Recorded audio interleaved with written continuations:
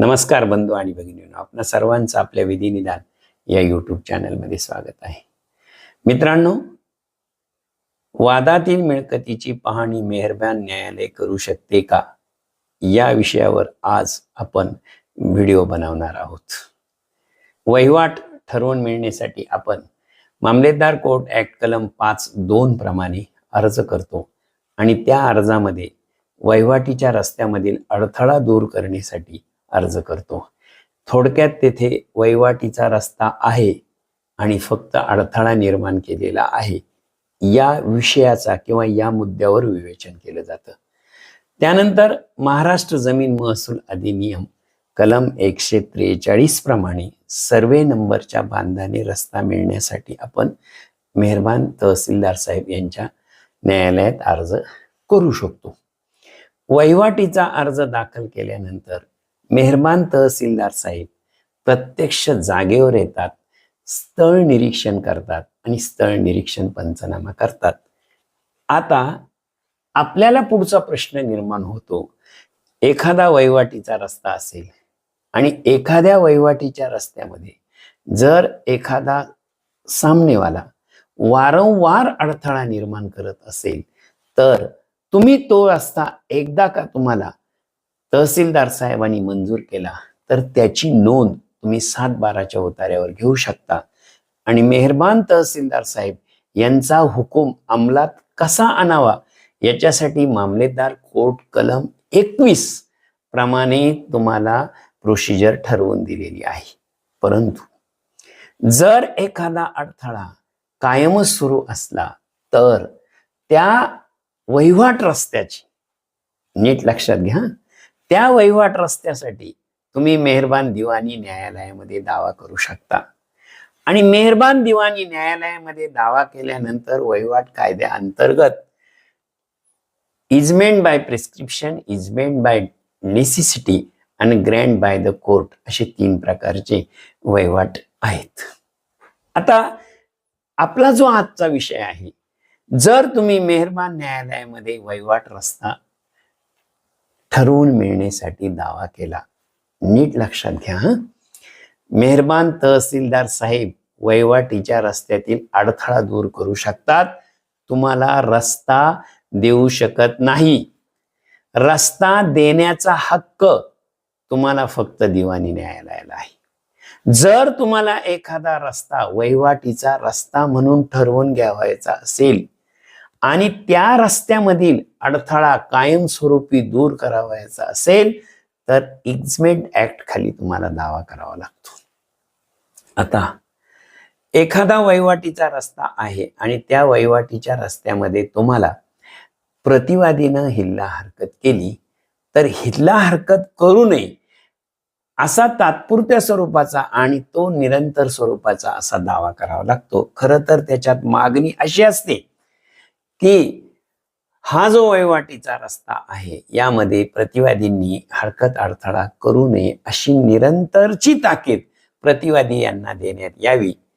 आणि त्या दाव्यामध्ये दुसरी मागणी असते की जो दाव्यात नमूद केलेला आणि परिशिष्टामध्ये नमूद केलेला वहिवाटीचा रस्ता आहे, सदरचा रस्ता हा वादी यांचा वहिवाटीचा रस्ता आहे असा ठराव करून मिळावा. आता बघा, एकदा तुम्ही तो दावा दाखल केला, त्या दाव्यामध्ये 2 मागण्या आहेत. एक, वहिवाटीच्या रस्त्यामध्ये हिल्ला हरकत करू नये किंवा अडथळा निर्माण करू नये अशी निरंतरची ताकीद प्रतिवादी यांना देण्यात यावी. आणि दाव्यात नमूद केलेला, परिशिष्टामध्ये नमूद केलेला हा जो रस्ता आहे, हा रस्ता वहिवाटीचा रस्ता आहे असा ठराव करून मिळावा. एकदा जर तुम्हाला दिवाणी न्यायालयाने ठराव करून तुमच्या लाभामध्ये दिला तर निरंतर ताकिदीचा हुकूम आणि ठराव जर झाला तर त्याची मर्यादा, कालमर्यादा किती? त्याची मर्यादा चंद्र सूर्य असेपर्यंत. निरंतर या शब्दामध्ये खंड हा शब्द चेलेला नाही. त्याच्यामुळे पिढ्यानपिढ्या तो रस्ता तुम्हाला वापराचा राहील. त्याची नोंद डिक्री जर झाला तो तर त्याची नोंद 7/12च्या इतर अधिकारामध्ये येईल आणि त्या मिळकतीच्या अधिकारामध्ये तुम्हाला रस्ता आहे तुमच्या गटामध्ये अशी नोंद होईल. म्हणजे थोडक्यामध्ये वहिवाट जर तुम्हाला ठरवून मिळवायचे असेल आणि वहिवाट हा तुमचा हक्क ठरवून घ्यावायचा असेल तर तुम्हाला दिवाणी न्यायालयामध्ये दावा करावा लागतो. आता पुन्हा इथे एक मुद्दा उपस्थित होतो. जर तुम्ही दिवाणी न्यायालयामध्ये वहिवाट रस्त्याबाबत दावा केला तर वहिवाट रस्त्याबाबत तुमच्या दोन मागण्या असतात. एक, दाव्यात नमूद केलेल्या वहिवाटीच्या रस्त्याच्या वापरास प्रतिवादी यांनी हिल्ला हरकत करू नये अशी निरंतरची ताकीद प्रतिवादी यांना देण्यात यावी. मागणी क्रमांक 1. मागणी क्रमांक 2 असतो की दाव्यात आणि परिशिष्टात वर्णन केलेला जो रस्ता आहे तो वादी यांचा वहिवाटीचा रस्ता आहे असा ठराव करून मिळावा. तुम्ही या दोन गोष्टीसाठी दावा केलेला आहे. आता इकडे तहसीलदार साहेब प्रत्यक्ष जागेवर येत होते आणि प्रत्यक्ष जागेवर येऊन स्थळ निरीक्षण पंचनामा करत होते. परंतु इथे कोर्टात दावा दाखल केल्यानंतर कोर्ट प्रत्यक्ष जागेवर येऊ शकतं का, हा आपल्या आजच्या व्हिडिओचा विषय आहे. तर मित्रांनो, कोर्ट जरी प्रत्यक्ष जागेवर येत नसलं तरी दिवाणी प्रक्रिये संहितेमध्ये कलम आणि ऑर्डर आहेत. कलम 75 प्रमाणे आणि ऑर्डर 26 रूल 9 प्रमाणे स्थानिक निरीक्षण किंवा लोकल इन्व्हेस्टिगेशन करण्यासाठी मेहरबान न्यायालय न्यायालयाच्या वतीने एक व्यक्ती नेमू शकते, म्हणजे एक वकील नेमू शकते. आणि ते जे वकिलाची नेमणूक होते त्याला म्हणतात कमिशनर, कोर्ट कमिशनर. आणि कोर्ट कमिशनर म्हणून ती व्यक्ती तिथे जाते. संपूर्ण रस्त्याची पाहणी केल्यानंतर तो रस्ता आढळून आला किंवा नाही, त्या रस्त्यामध्ये अडथळा निर्माण झालेला आहे किंवा नाही, हा वहिवाटीचा रस्ता त्यांना किती दिवसापासून वापरात आहे, या सर्व गोष्टींची शहानिशा केली जाते. आणि हा शहानिशा करून त्याचा एक अहवाल मेहरबान न्यायालयामध्ये दाखल करावा लागतो. आणि जी वस्तुस्थिती जागेवर आहे ती जशीच्या तशी वस्तुस्थिती एका अहवालाद्वारे आणि नकाशाद्वारे मेहरबान न्यायालयामध्ये मांडावं लागते. आता बघा किती सोपं काम आहे. इकडं मेहरबान तहसीलदार साहेब प्रत्यक्ष जागेवर जाऊन निरीक्षण करून स्थळ निरीक्षण पंचनामा करतात आणि दिवाणी न्यायालयामध्ये कोर्ट एक स्वतःचा प्रतिनिधी नेमला जातो, त्याला कोर्ट कमिशनर म्हणतो.